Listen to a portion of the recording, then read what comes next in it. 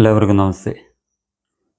2 ദിവസം മുമ്പ് നമ്മുടെ സിനിമാ നടൻ ദേവൻ BJPയുടെ സംസ്ഥാന വൈസ് പ്രസിഡന്റ് സ്ഥാനവും പ്രാഥമിക അംഗത്വവും രാജിവെച്ചു.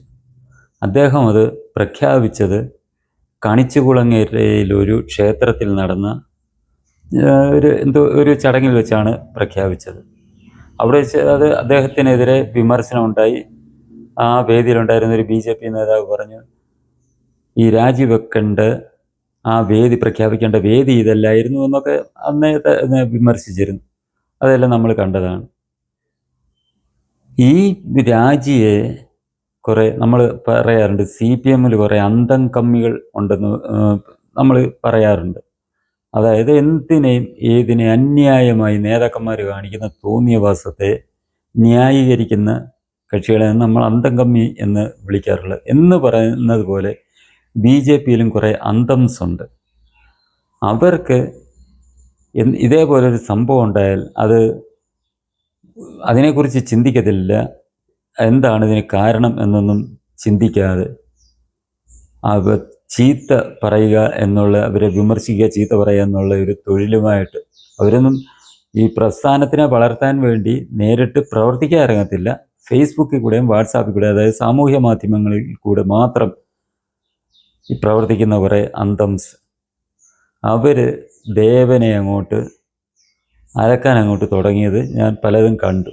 പക്ഷേ അതിനു മുമ്പ് അവർ ചിന്തിക്കേണ്ടത് എന്താണ്? ഇങ്ങനെ ഒരാൾ ഈ പ്രസ്ഥാനത്തിൽ നിന്ന് രാജിവെക്കാനുള്ള കാരണം എന്താണ് എന്നുള്ളതിനെക്കുറിച്ച് ആരും ചിന്തിക്കുന്നില്ല. അത് നേതൃത്വത്തിൻ്റെ ഭാഗത്ത് നിന്ന് എന്തെങ്കിലും പ്രവർത്തനത്തിലുള്ള അതൃപ്തി കൊണ്ടാണോ? ഇവരാരും രാജിവെക്കുന്നവരാരും നരേന്ദ്രമോദിയെയോ BJPയുടെ കേന്ദ്ര നേതൃത്വത്തിനെ ഒന്നും കുറ്റപ്പെടുത്തുന്നില്ല എന്നുള്ളത് നമ്മൾ പ്രത്യേകം ശ്രദ്ധിക്കണം. അവരുടെ നിലപാടുകളിൽ പ്രതിഷേധിച്ചല്ല ഇവരാരും ഈ രാജിവെക്കുന്നത് എന്നുള്ളത് നമ്മൾ മനസ്സിലാക്കുക. അപ്പോൾ തീർച്ചയായിട്ടും ഇവരുടെ രാജിവെക്കാനുള്ള കാരണം ഇവിടുത്തെ സംസ്ഥാന നേതൃത്വത്തിൻ്റെ കുഴപ്പം തന്നെയാണ് എന്നുള്ളത് മനസ്സിലാക്കാതെ ഈ നേതൃത്വത്തിലിരിക്കുന്നവർ എന്ത് തോന്നിവാസം കാണിച്ചാലും, എന്ത് നിരുത്തരവാദിത്തപരമായിട്ട് പ്രവർത്തിച്ചാലും അതിനെയെല്ലാം ന്യായീകരിച്ചുകൊണ്ട് അതിൽ പ്രതിഷേധിച്ച് അവരുടെ സ്ഥാനം രാജിവെക്കുകയോ അല്ലെങ്കിൽ അംഗത്വം രാജിവെക്കുകയോ ചെയ്താൽ ഉടനെ ഇവരങ്ങോട്ട് അലക്കാൻ തുടങ്ങും. പക്ഷേ ഇവർ പറയുന്നില്ല, ഞങ്ങൾ ഈ പ്രസ്ഥാനത്തിൽ നിന്ന് അകന്നു പോകുന്നെന്ന് പറയുന്നില്ല, ഞങ്ങൾ ഇതിനകത്തിലെ അംഗത്വവും ഭാരവാഹിത്വവും രാജിവെക്കുന്നു എന്ന് മാത്രമേ പറയുന്നുള്ളൂ. ഇതിനെ എതിർത്തും പറയുന്നില്ല. ഇതിനകത്ത് നിന്ന് അംഗത്വം മാറിയാൽ അവർ അനുഭാവികളായിട്ട് അവർ വെളിയിലുണ്ടാകും എന്നുള്ളത് ചിന്തിക്കാതെയാണ് ഈ കുറേ അന്തങ്ങൾ ഇവരെയൊക്കെ തെറി പറയുകയും സമൂഹ മാധ്യമങ്ങളിലും അനാവശ്യമായിട്ട് അലക്കുകയും ചെയ്യുന്നത്. അങ്ങനെ അലക്കിയിട്ട് എന്താണ് ചെയ്യുന്നത്?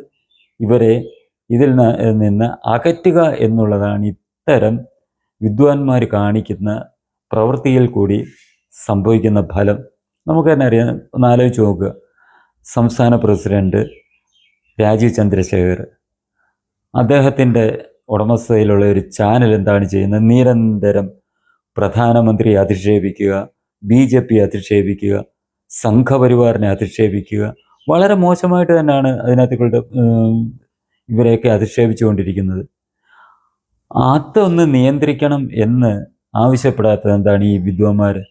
മറ്റുള്ളവരെ ഈ അധിക്ഷേപിച്ചുകൊണ്ട് അവർ അതൃപ്തി അധിക്ഷേപിക്കുന്ന ഈ സൈബർ പോരാളികൾ, BJPയുടെ സൈബർ പോരാളികൾ എന്തുകൊണ്ട് ഇതിനെ വിമർശിക്കുന്നില്ല?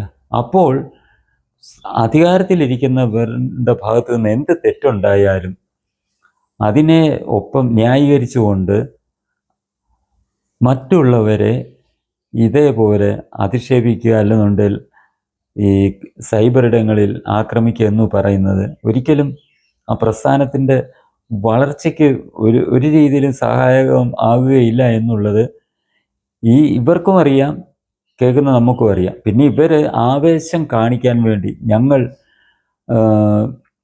നേതൃത്വം എന്ത് തോന്നിയാസം കാണിച്ചാലും ഞങ്ങൾ നിങ്ങളോടൊപ്പം ഉണ്ട്, എന്തെങ്കിലും ഞങ്ങൾക്ക് അപ്പകഷ്ണങ്ങൾ കിട്ടുവാണെങ്കിൽ ഞങ്ങൾക്കും തരണം, ഞങ്ങൾക്കും കിട്ടണം എന്നുള്ള ഉദ്ദേശത്തോടു കൂടിയാണ് ഇത്തരം സൈബർ പോരാളികൾ ഇതേപോലെ അനാവശ്യമായി ആൾക്കാരെ ആക്രമിച്ചുകൊണ്ടിരിക്കുന്നത് എന്നുള്ളതും ഇവിടുത്തെ സാധാരണ പ്രവർത്തകർക്കറിയാം. ഈ പ്രസ്ഥാനത്തിലും അംഗത്വമില്ലെങ്കിലും RSSൽ എത്ര അംഗത്വം ഉണ്ടായിട്ടാണ് RSS ഇങ്ങനെ വളർന്നുകൊണ്ടിരിക്കുന്നത്? ഏത് RSSകാരനാണ് അതിനകത്ത് അംഗമായിട്ടുള്ളത്? പക്ഷെ അവർ RSSകാരാണ്. സജീവമായി പ്രവർത്തിക്കാത്തവർ, നിത്യം ശാഖയിൽ പോകാൻ കഴിയാത്തവർ, അവർ സംഘബന്ധുക്കളായിട്ട് വെളിയിൽ നിൽക്കുകയാണ്. ഇങ്ങനെയുള്ളവരെ അധിക്ഷേപിച്ച് അവരെ അപമാനിക്കാൻ ശ്രമിച്ചു കഴിഞ്ഞാൽ തീർച്ചയായിട്ടും അത് ഒരിക്കലും ഭൂഷണമല്ല. അവർ മറുത്തൊന്നും പറയില്ല. കാരണം അവർക്ക് ഈ പ്രസ്ഥാനമാണ് വലുത്, സ്ഥാനമാനങ്ങളല്ല വലുത് എന്നുള്ളത് കൊണ്ട് എത്രയൊക്കെ അധിക്ഷേപിച്ചാലും അവർ അത് കാര്യമാക്കാതെ അവർ പുറത്തു നിൽക്കും എന്നുള്ള കാര്യം ഇത്തരം സൈബർ അന്തങ്ങൾ മനസ്സിലാക്കുന്നത് നല്ലതായിരിക്കും. നിങ്ങൾ ഈ കാണിക്കുന്നത് ഈ പ്രസ്ഥാനത്തിനൊട്ടും ശരിയല്ല എന്നുള്ള കാര്യം നിങ്ങൾ മനസ്സിലാക്കുക. നിങ്ങൾ ദോഷമാണ് ഈ പ്രസ്ഥാനത്തിന് ചെയ്യുന്നത് എന്നുള്ള കാര്യം നിങ്ങൾ മനസ്സിലാക്കുക. കാരണം ഒരാളിനെ പ്രസ്ഥാനത്തിൽ നിന്നും അകറ്റുകയല്ല ചെയ്യേണ്ടത്. അകന്ന് നിൽക്കുന്നവരെ, എന്തെങ്കിലും അതൃപ്തി ഉണ്ടായിട്ട് അകന്ന് നിൽക്കുന്നവരാണെങ്കിൽ അവരെ ഇതിനോട് ചേർത്ത് നിർത്തേണ്ടതിന് പകരം അവരെ ആക്രമിച്ച് ഇതിനകത്തിൽ നിന്ന് അകറ്റിക്കളയുക എന്നുള്ളത് നിങ്ങൾ ബോധപൂർവം ചെയ്യുന്നതാണ്. നിങ്ങൾ CPMന് വേണ്ടിയും കോൺഗ്രസ്സിന് വേണ്ടിയും ചെയ്യുന്ന പ്രവൃത്തിയാണിത്. ചില ആൾക്കാർ, എന്നെപ്പോലുള്ളവർ പോകത്തില്ല.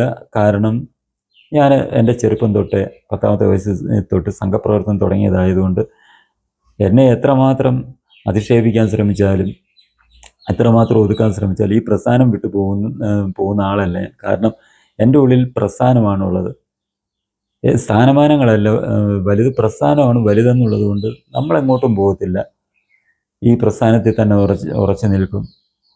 ഈ പ്രസ്ഥാനത്തിൻ്റെ ദോഷകരമായിട്ട് ഉള്ള ഈ തെരഞ്ഞെടുപ്പ് വന്നാൽ ഒരിക്കലും നമ്മൾ പ്രവർത്തിക്കത്തില്ല, അതിനുവേണ്ടി നിൽക്കും. പക്ഷേ അങ്ങനെയല്ലാതെ ഈ പ്രസ്ഥാനത്തിന് നരേന്ദ്രമോദിയുടെയും ഒക്കെ ആ പ്രവർത്തനം കണ്ടുകൊണ്ട് ഈ പ്രസ്ഥാനത്തിലേക്ക് പുതിയതായിട്ട് വരുന്ന ആൾക്കാർ, അവർ ചിലപ്പോൾ അതൃപ്തി ഉണ്ടാകുമ്പം അവരോടുള്ള അതൃപ്തിയല്ല, ഈ സംസ്ഥാന നേതൃത്വത്തിൻ്റെയൊക്കെ നിലപാടുകളിൽ അവരുടെ പ്രവർത്തനങ്ങളിൽ അതൃപ്തി ഉണ്ടെങ്കിൽ അതിൽ നിന്ന് മാറി നിൽക്കുക എന്ന് തീരുമാനിച്ചാൽ ചിലപ്പോൾ അത് സ്ഥായിയായിട്ടുള്ള കാര്യമായിരിക്കും. തൽക്കാലം മാറി നിൽക്കുകയായിരിക്കും ചെയ്യുന്നത്.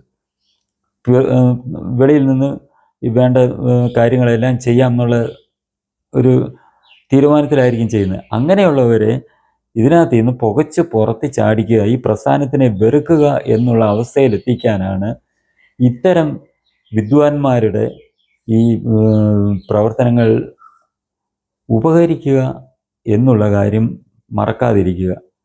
ഒരാൾ ഇങ്ങനെ മാറി നിന്നാൽ അദ്ദേഹത്തിൻ്റെ ഇങ്ങനെ മാറി നിൽക്കാനുള്ള കാരണം എന്താണ് എന്ന് നമ്മൾ അന്വേഷിച്ചിട്ട് അത് പരിഹരിക്കാൻ ശ്രമിക്കേണ്ടതിന് പകരം ഉടനെ അങ്ങ് എടുത്തു വെക്കുക, ഫോൺ അങ്ങോട്ട് കയ്യിലോട്ട് എടുക്കുക, ഫേസ്ബുക്ക് അങ്ങോട്ട് തുറക്കുക, അങ്ങ് തോന്നിയ പോലെ അങ്ങ് എഴുതി അങ്ങ് വിടുക. ഇത് കാണുമ്പോൾ എന്തുവാ, നാട്ടുകാരെ കാണിക്കണം, ഞങ്ങളാണ് ഇതിനെക്കാട്ടി സർസംഘചാലവും മോഹൻജി ഭഗവത്തിനെക്കാട്ടി വലിയ RSSകാരൻ ഞങ്ങളാണെന്ന് കാണിക്കുക. അല്ലെ ഡോക്ടർജിയെക്കാട്ടി വലിയ RSSകാരൻ, ഗുരുജിയെക്കാട്ടി വലിയ RSSകാരൻ, സ്വയംസേവൻ ഞങ്ങളാണ് എന്ന് കാണിക്കാൻ വേണ്ടി. എന്നാൽ ഈ വിദ്വാൻമാരൊക്കെ നാളെ ഒരു ആവശ്യം വരുമ്പോൾ ഇവരൊന്നും കാണത്തില്ല എന്നുള്ളത് നമുക്കറിയാം. ഈ ആവേശം മൂത്ത് ഇത് കാണിക്കുന്നവർ നാളെ എന്തെങ്കിലും ഒരു സംഘത്തിനൊരാവശ്യം വന്നു കഴിഞ്ഞാൽ അവർ പുറംതിരിഞ്ഞിരിക്കും, പല കാര്യങ്ങളും പറഞ്ഞ് മാറി നിൽക്കും എന്നുള്ളതും നമ്മൾ മനസ്സിലാക്കുക. അങ്ങനെയുള്ളവരാണ് ഈ പ്രസ്ഥാനവുമായിട്ട് സഹകരിച്ച് നിന്നിട്ടുള്ളവരെ നമ്മൾ കണ്ടിട്ടുണ്ട്. OK വാസു അതുപോലൊക്കെ ഉള്ള കക്ഷികൾ വിട്ടുപോയവരെ, അവരെയൊന്നുമല്ല നമ്മൾ ന്യായീകരിക്കുന്നത്. അവരെയൊക്കെ നമുക്ക് വിമർശിക്കാം. അവർ നേരെ പ്രസ്ഥാനത്തിനെ തകർക്കാൻ വേണ്ടി അവർ കമ്മ്യൂണിസത്തിലോട്ടാണ് പോയത്. അവരും പ്രസ്ഥാനം വളർത്താൻ വേണ്ടി ഒരുപാട് കഷ്ടപ്പെട്ടവരായിരുന്നു എന്നുള്ളത് നമ്മൾ മനസ്സിലാക്കുക. ഈ നേതൃത്വത്തിൻ്റെ ആ പിടിപ്പുകേടും അഹങ്കാരവും കാരണമാണ് അവർ ഈ പ്രസ്ഥാനം വിട്ടുപോയത്. പ്രസ്ഥാനം വിട്ടുപോയത് അവരെന്തോ ഈ പ്രസ്ഥാനത്തിനെ തകർക്കുന്ന രീതിയിൽ അവർ കമ്മ്യൂണിസ്റ്റ് പാർട്ടിയിലോട്ട് പോയി, അതിൽ CPMലോട്ട് പോയി എന്നത് നമ്മൾക്ക് അംഗീകരിക്കാൻ കഴിയുകയില്ല. പക്ഷെ അവരും വിടാൻ കാരണം എന്താണെന്നുള്ളത് നമ്മൾ മനസ്സിലാക്കണം. അവർക്ക് ഇതിനകത്തിൽ നേതൃത്വത്തിൻ്റെ പ്രവർത്തനത്തിൽ അതൃപ്തി ഉണ്ടായിരുന്നെങ്കിൽ അവർ രാജിവെച്ചിട്ട് അവർ മാറി നിന്ന് സംഘത്തിൻ്റെ വളർച്ചയ്ക്കായി ശ്രമിക്കേണ്ടവരായിരുന്നു അവർ. പക്ഷേ അവർ കാണിച്ചത് ശരിയായിട്ടുള്ള കാര്യമല്ല എന്ന് നമുക്കറിയാമെങ്കിലും നമ്മൾ അതിനെക്കുറിച്ച് കൂടുതലൊന്നും നമ്മൾ ചർച്ച ചെയ്യുകയോ അല്ലെങ്കിൽ ആത്മപരിശോധന നടത്തുകയോ ചെയ്യാതെ അവരെ കുറ്റം പറഞ്ഞ് അവരെ തെറി വിളിച്ച് സമയം പാഴാക്കുകയായിരുന്നു ചെയ്തത് എന്നുള്ള കാര്യം നമ്മൾ വിസ്മരിച്ചുകൂടാ. ഇനിയെങ്കിലും ഇതേപോലെ സംഭവിക്കാതിരിക്കാൻ സംസ്ഥാന നേതൃത്വം, BJPയുടെ സംസ്ഥാന നേതൃത്വം കർശനമായ രീതിയിൽ ആത്മപരിശോധന നടത്തി, ആത്മാർത്ഥമായിട്ട് തന്നെ വേണം ആത്മപരിശോധന നടത്തി അത് അതിനകത്തിലെ തെറ്റുകുറ്റങ്ങൾ കണ്ടുപിടിച്ചിട്ട് അത് തിരുത്താൻ ശ്രമിക്കുകയാണ് വേണ്ടത്. അല്ലാതെ വിട്ടുപോയവരെ പോകുന്നവർ പോകട്ടെ, ഞങ്ങൾ ബാക്കിയുള്ളവർ മതി എന്നുള്ള ഒരു ചിന്തയായിരിക്കരുത് വേണ്ടത്. ആരും വിട്ടുപോകാൻ പാടില്ല. വിട്ടുപോയവരെ കൂടി തിരിച്ച് നമ്മുടെ ഭാഗത്തേക്ക് കൊണ്ടുവരണം എന്നുള്ള ചിന്തയോടുകൂടിയുള്ള പ്രവർത്തനമായിരിക്കണം പ്രസ്ഥാനത്തിന് നന്മയ്ക്ക് വേണ്ടത്, ആവശ്യം എന്നുള്ള ചിന്തയോടുകൂടിയുള്ള പ്രവർത്തനങ്ങളായിരിക്കണം, നടപടികളായിരിക്കണം, നിലപാടുകളായിരിക്കണം നേതൃത്വത്തിൻ്റെ ഭാഗത്തു നിന്ന് ഉണ്ടാകേണ്ടത്. എങ്കിൽ മാത്രമേ നമ്മളുടെ രാഷ്ട്രം അഭിമുഖീകരിക്കുന്ന ഈ പ്രശ്നങ്ങളിൽ നിന്നൊക്കെ നമ്മൾക്ക് രക്ഷപ്പെടുവാൻ സാധിക്കുകയുള്ളൂ. പ്രത്യേകിച്ച് കേരളത്തിൻ്റെ അവസ്ഥ ഇപ്പോൾ തന്നെ നമ്മൾ കണ്ടതാണ്. വന്ദേമാതര സ്കൂളുകളിൽ പാടുന്നതിനെ വിലക്കുന്നു. ഓണാഘോഷം സ്കൂളുകളിൽ നടക്കാതിരിക്കാൻ ഓണാഘോഷം തീരുമാനിച്ച ദിവസം പരീക്ഷ വെക്കുന്നു. ഇതൊക്കെ ചെയ്യുന്നത് കോൺഗ്രസ് ഭരിക്കുമ്പോൾ ഇതൊക്കെയാണ് അവർ ചെയ്യുന്നത്. മുസ്ലിം ലീഗിന് വിദ്യാഭ്യാസ വകുപ്പ് കൊടുത്തിട്ട് അവർ ദേശവിരുദ്ധത കുട്ടികളിൽ അടിച്ചേൽപ്പിക്കാൻ വേണ്ടി ശ്രമിക്കുന്നു. അല്ലെന്നുണ്ടെങ്കിൽ നമ്മുടെ സംസ്കാരത്തിനെ കുട്ടികളിൽ നിന്ന് അകറ്റി നിർത്താൻ വേണ്ടി ശ്രമിച്ചുകൊണ്ടിരിക്കുന്ന കാലഘട്ടമാണിത്. മുസ്ലിം ലീഗിന് അമിതമായ പ്രാധാന്യം കൊടുത്തിട്ട് കോൺഗ്രസ് ചെയ്തുകൊണ്ടിരിക്കുന്ന സമയത്ത് ഇങ്ങനെ തമ്മിലടിപ്പിക്കുകയും ഇങ്ങനെ കുറ്റപ്പെടുത്തുകയും ചെയ്യാതെ ജനങ്ങളെ ഇത് ബോധവൽക്കരിക്കുക. കാരണം മുസ്ലിം ലീഗിനെ കുറിച്ച് നമുക്കറിയാം. മുസ്ലിം ലീഗ് എന്ന് പറയുന്നത് നമ്മുടെ ഭാരതത്തിൻ്റെ അഖണ്ഡതയ്ക്കെതിരായിട്ട് നിന്നവരാണ്. ഈ സ്വാതന്ത്ര്യം ലഭിച്ചു കഴിഞ്ഞപ്പോൾ ഇന്ത്യൻ യൂണിയൻ മുസ്ലിം ലീഗ് എന്നും പറഞ്ഞ് പുതിയ ഒരു സംഘടനയായിട്ട് മാറി എന്നുള്ളതല്ലാതെ ഇവർ അന്ന് ജിന്നയുടെ AIMLൻ്റെ പ്രവർത്തകർ, അതിൻ്റെ വലിയ നേതാക്കളായിട്ട് നിന്ന് പാകിസ്ഥാന് വേണ്ടി വാദിച്ച കക്ഷിയാണ് ഇത് സ്ഥാപിച്ചത്. ഞാൻ കഴിഞ്ഞ ദിവസം ഒരു വാർത്ത ചെയ്തിരുന്നു, മുഹമ്മദ് അലിയോ അങ്ങനെ കണ്ട അയാളുടെ പേര്, പിന്നെ ഒരു പോക്കർ.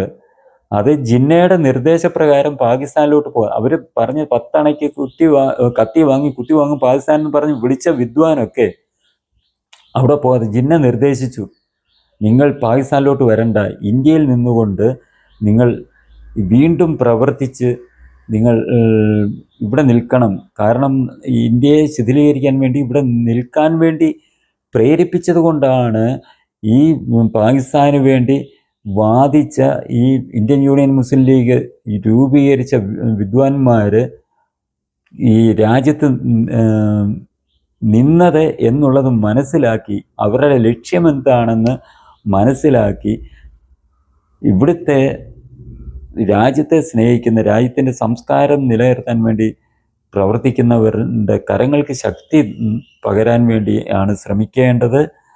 അത് ജനങ്ങളിൽ ഇവരുടെ ആ യഥാർത്ഥ രൂപം, തനിസ്വരൂപം ജനങ്ങളുടെ മുന്നിൽ തുറന്നു കാണിക്കാൻ, അതായത് മുസ്ലിം ലീഗിൻ്റെ തുറന്നു കാണിച്ച് ജനങ്ങളെ അവരുമായി ചേർന്ന് നിൽക്കുന്ന കോൺഗ്രസ്സിൽ പ്രവർത്തിക്കുന്ന ഹിന്ദു സമൂഹത്തെ അല്ലെങ്കിൽ ഈ ദേശീയതയെ സ്നേഹിക്കുന്നവരെ അതിൽ നിന്ന് അടർത്തി മാറ്റാനാണ് ശ്രമിക്കേണ്ടത്.